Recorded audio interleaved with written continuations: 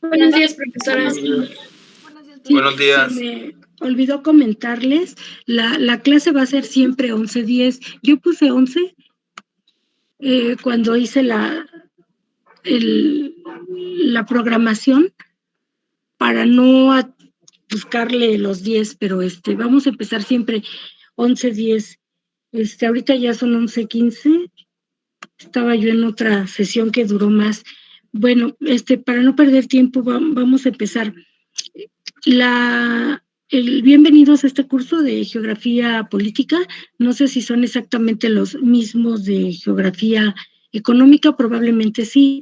Entonces, los que ya estuvieron el lunes en la clase de Económica, la forma de llevar el curso, la forma de la evaluación es igual.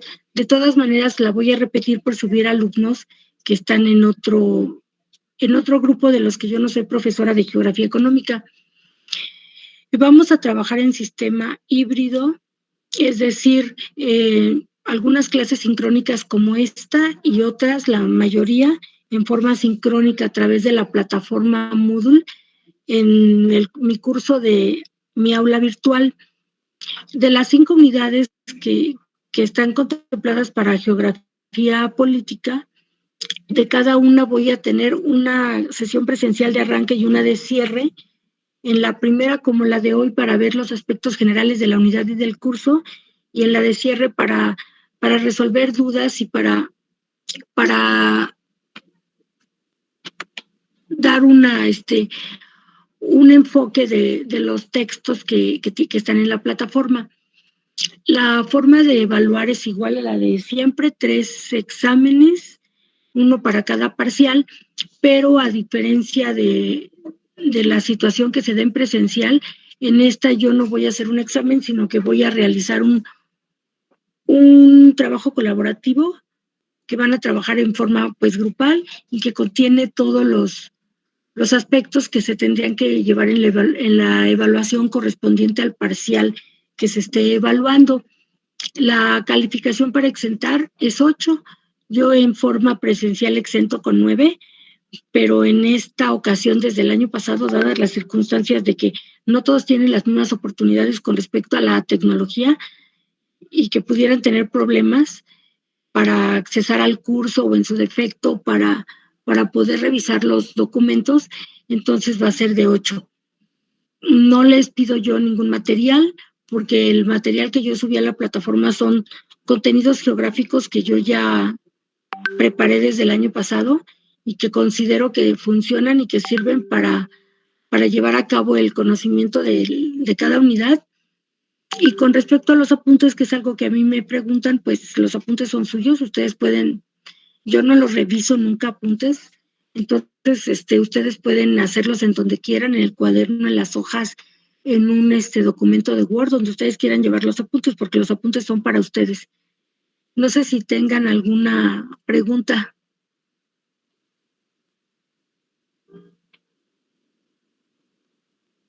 ¿No? ¿Alguna pregunta? No, profesora, hasta el momento no.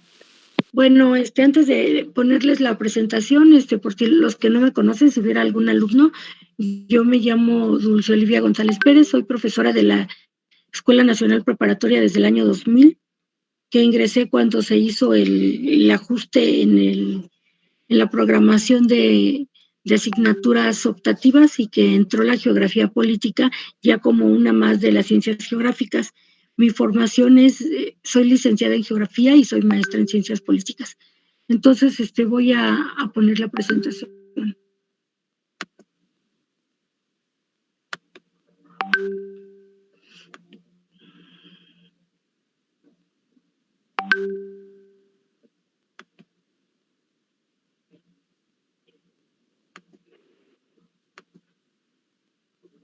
Pueden ver ustedes la lámina ya correspondiente a la primera lámina que dice Geografía Humana. Sí, maestra. Sí, profesora. Sí, maestra. Bueno, miren, la voy a poner en pantalla completa y si ocurre lo mismo que siempre ocurre en Meet, ustedes me dicen y yo me regreso a la presentación donde se ven la secuencia de las láminas. Entonces, ustedes llevan geografía política y la geografía política es parte de la geografía o una derivación de la geografía humana. La geografía humana estudia todas las acciones del hombre en su forma individual, pero principalmente en su organización social, que es la forma colectiva, que transforman la superficie de la Tierra, es decir, dejan una huella humana en el espacio y el tiempo.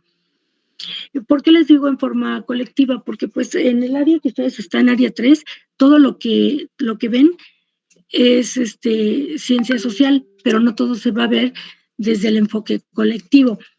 Por ejemplo, hay algunas asignaturas que están más enfocadas al individuo, como psicología. Psicología estudia a los individuos principalmente y la sociología sí a la sociedad.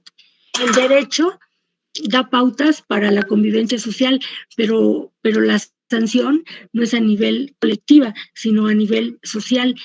Y la geografía nunca estudia hechos puntuales de un individuo, porque un individuo, por mucho que pueda hacer en su trayectoria de vida, no deja un impacto muy grande en la superficie de la Tierra, pero las acciones puntuales, que son de todos, que se forman acciones colectivas, sí. Es por eso que ahora que tenemos el problema del cambio climático, el cambio climático sí es una política importante que debe estar en las agendas internacionales y en las agendas prioritarias de todos los países. Y aunque son acciones colectivas, esas acciones sí empiezan por la actitud de las personas a tener una forma de consumo diferente. ¿Sí? Entonces, aquí es donde se podría ver que las acciones individuales van a impactar a las acciones colectivas, pero la geografía siempre ha estudiado a la sociedad desde una perspectiva espacial. Voy a pasar a la siguiente lámina. ¿Ven la siguiente lámina o todavía están viendo la primera? La primera. La primera. La primera. Aquí ya ven la segunda, ¿verdad? Sí, maestra. Profesora. Bueno, entonces las principales ramas o estudios que se derivan de la geografía humana son tres. Geografía política, que es esta asignatura, geografía económica, que ustedes también llevan como parte del tronco obligatorio, y geografía social, que no se lleva en la preparatoria y que se lleva posteriormente a los que hacen estudios ya formales de geografía. Los que no lleven estudios de geografía, los que estudian en ciencias políticas, en derecho, en otras áreas de las ciencias sociales, lo que van a repetir es aspectos de geografía política y aspectos de geografía económica, pero geografía social no.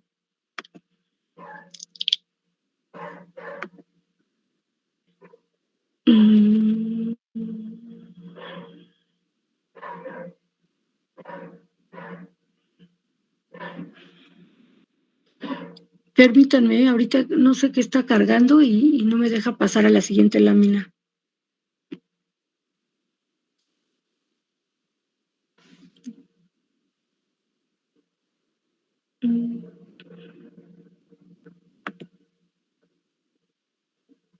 Bueno, la geografía política es una ciencia antigua. Sin embargo, el estudio formal corresponde al siglo XIX. Entonces, desde el siglo XIX hasta la fecha ha habido corrientes diversas. Estas corrientes son de los países principales. Por ejemplo, la geografía política anglosajona reconoce tres corrientes del pensamiento: la geografía política tradicional, descriptiva y clasificatoria, cuyo exponente es Cohen. Por ejemplo, esta geografía es una geografía cualitativa. Cuando ustedes más adelante vean los métodos en las ciencias sociales, que eso se ve en el primer año de la carrera, una vez que la ciencia tiene 2 horas,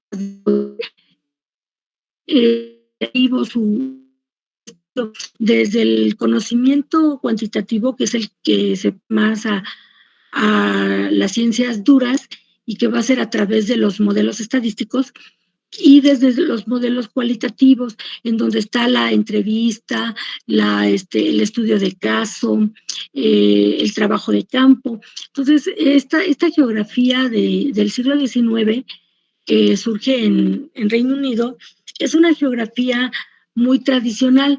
Cuando dice descriptiva, es que observa y después de la observación emite leyes que se van a cumplir. O sea, es parte del método científico, pero no mide tanto. condiciones, sino que da detalles sobre las condiciones. Entonces es por eso que es descriptiva y lo que hace es clasificar. Una tendencia en la clasificación es como lo que hacía Humboldt. Cuando Humboldt llegó a América, él lo que hacía es que a través del Beagle, que era el barco en el que él iba bordeando las costas del Pacífico de América, iba viendo cómo era la línea de costa y en unos lugares donde él se detenía, pues observaba cómo era la población, cómo era la vegetación, cómo era el relieve, qué animales había, cuáles eran las prácticas humanas, y entonces él se dedicó a clasificar, y es por eso que los biólogos consideran que hizo muchas aportaciones a la biología y a las ciencias naturales, pero también hizo muchas aportaciones a las ciencias sociales, porque él fue el primero en identificar patrones de conducta que tienen que ver con la organización social en diferentes niveles de estadio. Y es por eso que esta geografía tiene un antecedente muy fuerte con el siglo XVIII, desde el siglo XVIII al XIX. Está la geografía política positivista, que ya pertenece al método positivista, que es de todo, desde finales del XIX y sobre todo la primera mitad del siglo XX, en la que surge la geografía electoral. ¿Por qué la geografía electoral se vuelve importante? Porque es importante saber quién gobierna y cómo gobierna y cuánta población va a preferir a un gobernante con respecto al otro. Entonces, la geografía electoral sí cuenta votos, porque esos votos representan identificación partidista y esos votos representan el que gane o el que pierda un partido político. Entonces, en Reino Unido, que hay dos partidos muy importantes de muchos siglos atrás, era para ellos necesario saber cómo uno tenía oportunidad con respecto al otro. Y eso ocurre desde entonces a la fecha. Si nosotros en un análisis comparativo, que es el que hace la geografía, podemos ver en Estados Unidos hay dos corrientes políticas principales, en la que estaba Trump, que perdió, y ahora en la que está Biden. Y, por ejemplo, para los analistas políticos, la salida de las tropas ahorita de Afganistán van a marcar la posibilidad de que en el 2024 el partido que le corresponde a Biden pierda, porque por un lado los electores, o sea, ya no quieren que se sigan pagando miles de millones de dólares en una guerra que no tenía fin, pero por el otro lado, el que hayan abandonado a su suerte, sobre todo a las mujeres y niñas que en el estado talibán no tienen muchas oportunidades, le puede costar el que su partido se pueda reelegir. Entonces, es por eso que la geografía política positivista ha tenido mucha importancia. En el caso de México, ustedes vieron lo que pasó en las recientes elecciones del 6 de mayo en la Ciudad de México, donde hubo un cambio de partido que tiene la mayor cobertura y que hay otros que han estado surgiendo. Y la geografía política, que plantea las políticas públicas que se derivan de la teoría del Estado. En ciencias sociales, no en geografía, pero sí en la introducción a las ciencias sociales, ustedes van a ver todas las teorías del Estado. El Estado benefactor, el Estado de bienestar, el Estado desarrollista, el Estado fallido, y ustedes van a comprender por qué las políticas públicas son muy importantes para saber hacia dónde se camina ese Estado y qué políticas se está adoptando. La geografía francesa es una geografía que tiene mucha relación con el territorio, con la historia de la región.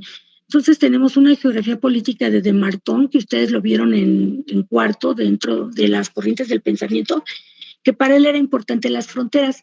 Las fronteras siguen siendo muy importantes porque a pesar de la globalización económica y del avance que tiene la interacción de todas las actividades económicas de unos países con otros, las fronteras siguen siendo el último reducto de la soberanía que puede tener un Estado-nación, y eso es muy importante. Para los Estados Unidos es tan importante la salvaguarda de las fronteras que si una persona entra, está cometiendo un delito muy grave y es deportado inmediatamente. Y si es reincidente, pues puede estar hasta 10 años en la cárcel. En el caso de México tenemos otra concepción de la frontera y por eso la población de Centroamérica entra continuamente por la frontera sur. Y desde que se suscitó el conflicto con Trump, donde él le pidió a México que pues retuviera a esa población, porque de lo contrario esa población tiene un interés y un objetivo que es cruzar todo México, pero no quedarse en México, sino llegar a Estados Unidos, y ese es un conflicto para Estados Unidos. Le pidieron ser país seguro, que a México no le gusta mucho ese papel de policía porque entra en conflicto con la política de recibir o de puertas abiertas que ha hecho a lo largo de muchas décadas. Y entonces es por eso que ahorita se está trabajando mucho el sureste y la frontera sur.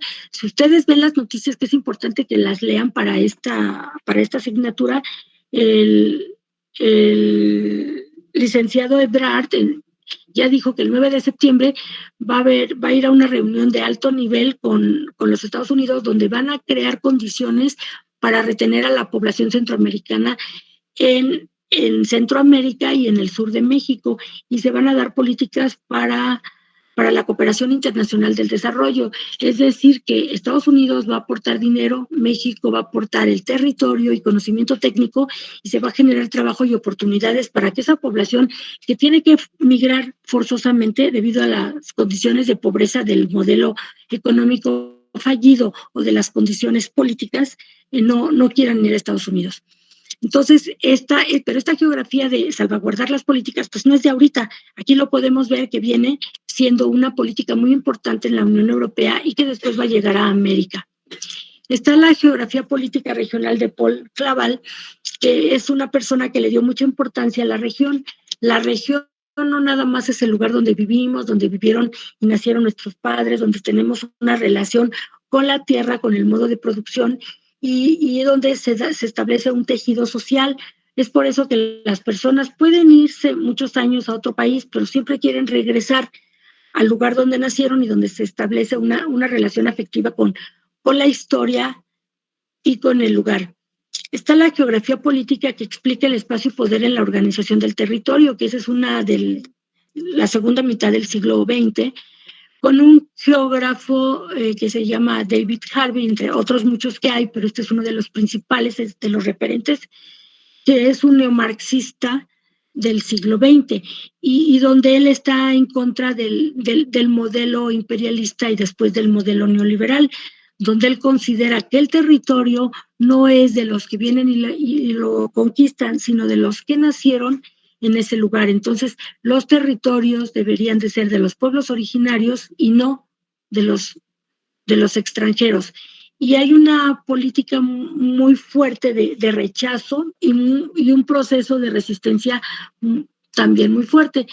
Lo pudimos ver el sábado, que se cumplieron los 500 años de la caída de Tenochtitlan, donde nos quieren contar la otra parte de la historia que no se había contado, porque la historia la cuentan los vencedores y la contaron los españoles, y donde los indígenas, que no todos murieron como muchos creen, pues han estado resistiendo 500 años a la llegada primero de los españoles y luego de los criollos y luego de los mestizos y de los mexicanos de ahora, que no tenemos una identificación con los grupos originarios o con los indígenas. Y está la geografía crítica, que surgió también a mediados posterior al término de la Segunda Guerra Mundial y cuando se constituye la Guerra Fría, y surgen muchos movimientos a partir de finales de los 60 o de los 70, donde geógrafos anarquistas o marxistas realizan revistas donde son antisistema y están en contra de todo el establishment que ha establecido a lo largo del tiempo el poder, y surgen revistas como Herodot, que es una revista francesa que se llama así por el historiador Heródoto, y autores como Yves Lacoste y Eliseo Reclus, que hacen unos polémicas con respecto a para qué sirve la geografía. Por ejemplo, Yves Lacoste dice que la geografía es un arma para la guerra, que el conocimiento del territorio es un conocimiento táctico para los militares, pero es un conocimiento táctico para la insurgencia. Y eso lo podemos ver en la guerra de Vietnam, que los norteamericanos no ganaron porque no conocían el territorio, y lo podemos ver en la guerra de Afganistán, donde los norteamericanos después de 20 años se retiran, porque los que tienen ocupado el territorio y regresan a ocuparlo, pues son los grupos como los talibanes, ¿no? Porque son de esa región. Entonces, yo tengo unas lecturas para ustedes en mi aula virtual. La geografía política alemana, pues es una geografía de Estado. A menudo se le confunde con la geopolítica. Ustedes siempre dicen que tienen clase de geopolítica. No tienen clase de geopolítica, tienen clase de geografía política. Si llevaran clase de geopolítica, tendrían que estar en otro nivel o tendrían que estar en estudios de militares, porque la geopolítica es un interés sobre el territorio que no tiene que ver con un conocimiento universal como es el que otorga la geografía política, que es un estudio universitario. Entonces, la primera utiliza elementos históricos que conforman la región. Por ejemplo, elementos de la región son la identidad, los grupos étnicos, la lengua y diversos elementos culturales que predominan en una región, como lo que va a conformar el nacionalismo. La geopolítica es un estudio que analiza los elementos físicos y económicos de un territorio y plantea una estrategia. Son los grupos que quieren esos recursos físicos y económicos de un territorio que a través de una estrategia plantean cómo conseguirlos. Puede ser a través de la guerra, que ese es el poder duro, y puede ser a través de la ideología, que es el poder suave y que es el que utilizan actualmente las potencias, ¿sí? ¿Cómo nos tienen neocolonizados? Pues a través de la ideología. Pensar que el modelo occidental es la única cuestión válida y que hay otros modelos que no son occidentales y que no los reconocemos y que los consideramos malos. Entonces, las diferencias iniciales. La geografía política estudia el espacio en donde se desarrolla un Estado, las características que los conforman y las transformaciones que realiza. La geopolítica es una teoría de Estado que estudia y reconoce los elementos importantes para el crecimiento y evolución de las fuerzas políticas en el espacio. Y si hay una población que no le gusta a los dominantes en ese territorio, pues pueden hacer dos cosas: la pueden exterminar o la pueden convertir a que trabajen para ellos, como hicieron los españoles a través de la colonización y como se sigue haciendo a través del modelo neocolonizador. Durante el periodo nazi, por ejemplo, fueron utilizados algunos conceptos atribuidos a la geopolítica alemana que propiciaron el exterminio de los judíos, desfavoreciendo el estudio de la geopolítica en las universidades, restringiéndola al estudio de los estados y de los cuerpos militares. Esto abrió el debate de que la geopolítica, por su contenido geoestratégico, servía únicamente para hacer la guerra, para realizar intervenciones militares o para obtener recursos naturales. A la geografía política se le llamó la geografía de los profesores y pensaban que no tenía utilidad en la conformación de un Estado político. Con el tiempo, después de 1920, se empieza a reivindicar la geografía política y se empieza a formar una asignatura de geografía política, principalmente en las escuelas alemanas, después en toda Europa. Después migra hacia América del Norte a la Escuela de Chicago, donde se constituyen las ciencias sociales, la Escuela de Economía, la Escuela de Psicología, la Escuela de Urbanismo y después todas las escuelas de ciencias sociales. Y posteriormente este conocimiento llega a América Latina unos 20 años más tarde. Actualmente el estudio de la geografía política está posicionando en otro tipo de análisis de estudios sobre el espacio. Por ejemplo, las disputas por agua y tierra en espacios rurales o periurbanos. El análisis de la política electoral en el territorio y políticas públicas que se derivan de esas tendencias. Los movimientos de resistencia en las metrópolis generados por la exclusión o segregación de espacios a algunos grupos, por ejemplo, a la población LGTBI+, a los judíos en Alemania, a los latinos en Estados Unidos, a los socialistas en Europa, donde están dando un giro a la derecha, que les dicen comunistas, porque pues una cosa es ser comunista y otra cosa es ser socialista, pero una forma de denigrarlos políticamente es decir, pues no son socialistas, son comunistas. La geopolítica histórica también ha evolucionado, las del siglo XX, por ejemplo, la geopolítica alemana o del espacio vital o Lebensraum en alemán, que su referente es Ratzel, pero que fue interpretada por Kagan, y que el Estado es un ser orgánico que nace, crece y se reproduce y se expande.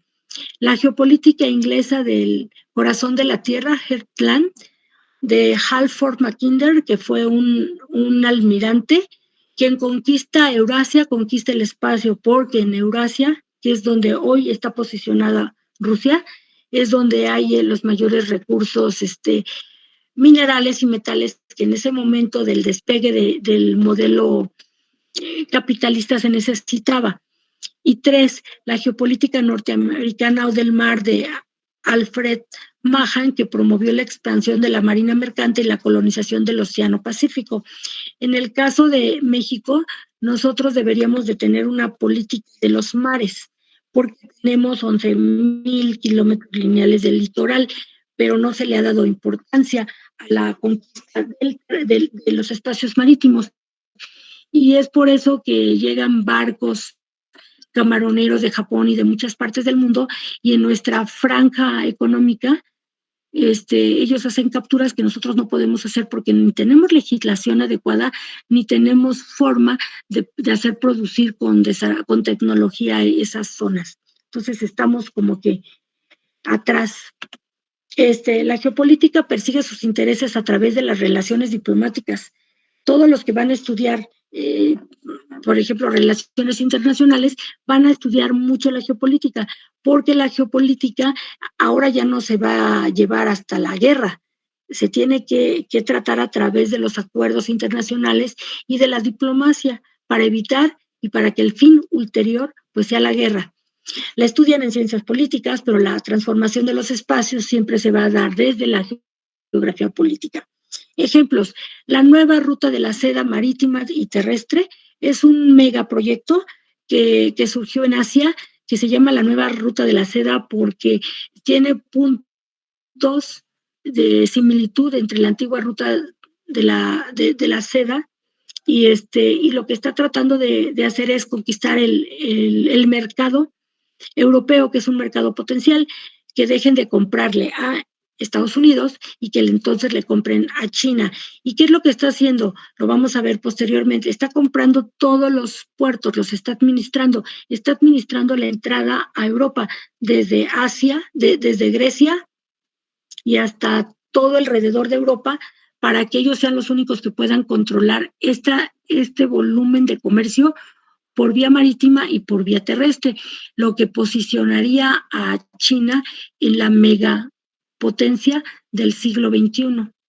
Y una vez que los estados se consolidan como potencia económica, pues tienen muchísimas más posibilidades de ser potencia política. Los conflictos de Medio Oriente es una zona muy caliente, donde se están dando conflictos todos los días. Y por ejemplo, lo que se está dando ahorita con la llegada del grupo talibán y la salida de los Estados Unidos y de todos los aliados, entre esos todos los países europeos, que ya no se está dando en Medio Oriente, sino ya se está dando en Asia Central, va a generar un conflicto mayor, porque los únicos que están ahorita activos en la relación política con ellos son Rusia y son China. Están sacando a todos los países del G7 y entonces se puede hacer con el tiempo después dos grandes polos de poder como los que resultaron de la Segunda Guerra Mundial. Eso todavía no se sabe, lo están ya tratando de interpretar los analistas. La geopolítica de Bolivia y de Venezuela, que por sus recursos, que son muy importantes para la industria de los teléfonos, como el litio y como el petróleo, tienen puesto el ojo de las grandes potencias en sus territorios. Entonces, esta es una breve muy breve presentación de las unidades que vamos a ver desde la unidad 1 y hasta la unidad 5, y que como ustedes pueden ver, vamos a ver todas las escalas posibles en geografía, la escala local, como lo que puede ser las cuestiones electorales que se dio en la Ciudad de México, la escala regional, como un conflicto que se pueda dar en el sureste o en el norte del país o en algún lugar del mundo, la escala nacional, que tiene que ver con todo México y con esta llegada del TEMEC, que está cambiando las condiciones y está haciendo que algunos sectores productivos se van a interrelacionar más con los intereses de los Estados Unidos, y la política global, que tiene que ver con los conflictos que pasan en otras partes del mundo y que, aunque nosotros estemos lejos, nos afectan porque somos un mundo globalizado. Ese es el panorama que nosotros vamos a ver. Es un curso muy interesante, es un curso muy activo, es un curso donde ustedes necesitan saber cosas, no solamente las que ya aprendieron a través de la historia mundial, sino que tienen que saber de la historia contemporánea en la que se está formando todos los días, todos los acontecimientos que están ocurriendo. Entonces, en esta asignatura vamos a estar enterados, vamos a ver prensa, que no sea nada más prensa nacional, prensa internacional, y vamos a tratar de hacer lecturas no nada más que nos corresponden a nuestro contexto hemisférico americano, sino en el contexto internacional. Eso sería lo que yo les quería presentar hoy, y pues ustedes díganme sus impresiones, las dudas. Esta presentación no se tienen que aprender los conceptos que yo dije, porque lo vamos a ir viendo poco a poco. Es traté de englobar muchas de las cosas que vamos a ver a través de este curso en los meses que nos restan hasta abril. ¿Tienen comentarios, dudas, algo que me quieran decir? Los escucho. Maestra, disculpe, yo tengo una duda respecto al aula virtual. Sí, dime. Mencionaba que ahí va a estar subiendo algunos documentos y archivos para el curso, y me parece que nos pide un código de acceso para entrar a su curso, entonces no sé si nos las podría proporcionar. No se los puedo proporcionar hoy porque no me han resuelto lo que les comenté desde el lunes, de que esté ya habilitada mi aula después del mantenimiento que le dieron las vacaciones. Yo tengo mis claves, pero no me quiero anticipar porque no sé si pudiera haber un cambio. El año pasado me cambiaron una de las claves, no me acuerdo si de económica o de política, entonces me voy a esperar. Van a poder entrar a la plataforma ya sin duda el lunes. Entonces, de aquí al domingo yo voy a estar checando, porque yo sí puedo entrar con mi clave de profesor, y en cuanto yo la tenga voy a mandarle un correo a su compañera jefa de grupo para que se los transmita. Y hay varias lecturas, no recuerdo si son 2 o si son 3 también en esta unidad, y las van a leer. Yo les recomiendo que lean una por semana, que las lean poco a poco. Si se les hacen complicadas o si se les hacen fáciles, las lean de una sola vez. Tomen ustedes una nota de lo que quieran preguntarme, y en la clase que sea de cierre y de retroalimentación que yo voy a tener con ustedes al finalizar las lecturas, que serían 1, 2 o 3 semanas después, posteriormente a la última lectura, entonces ya daríamos el cierre de la unidad, pero hasta el lunes van a poder entrar al aula virtual. Ahí están los recursos que ustedes tienen que leer, no los van a tener que investigar, yo ya los subí.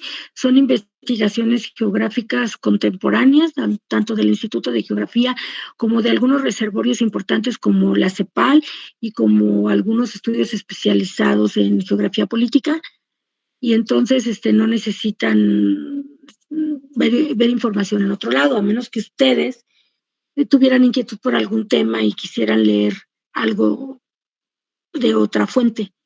¿Alguna otra pregunta?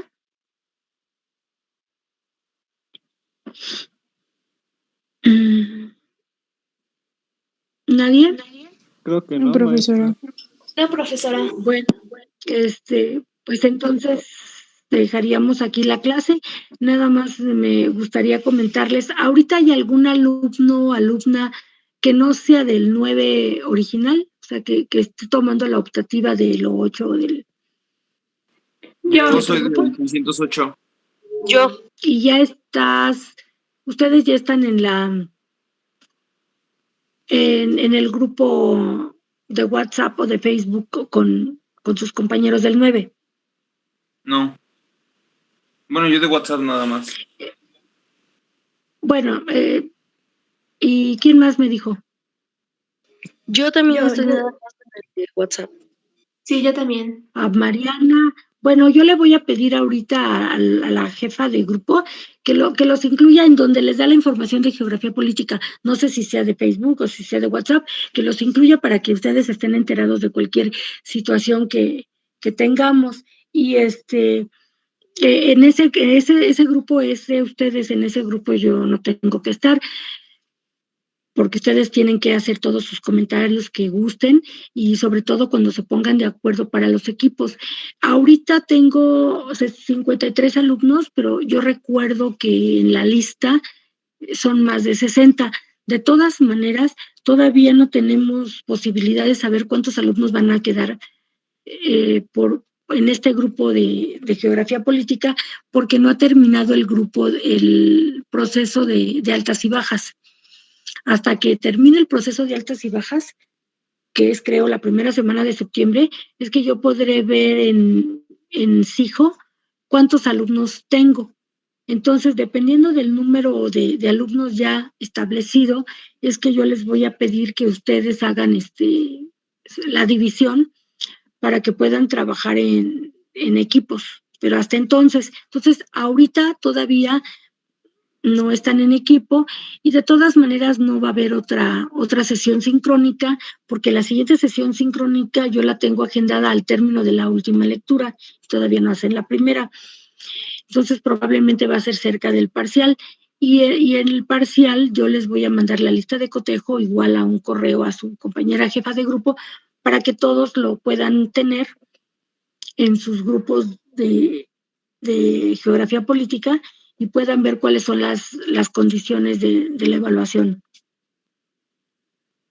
Sí, pero yo quería saber cuántos eran porque hay ahorita son como 3. Tengo creo que otra alumna que no tiene forma de comunicarse por WhatsApp y yo le voy a estar mandando pues a través de su correo porque no hay otra posibilidad. Entonces, si tienen ninguna duda, si no tienen alguna pregunta que me quieran hacer con respecto a la presentación, con respecto al curso, con respecto a la modalidad híbrida, entonces hasta aquí lo dejamos y nos veríamos posteriormente y seguiremos en contacto. Gracias, maestra. Gracias, profesora. Gracias. Gracias, maestra. Que tengan buena tarde. Igualmente, Gracias. gracias. Buenas tardes, maestra. Bye. Adiós.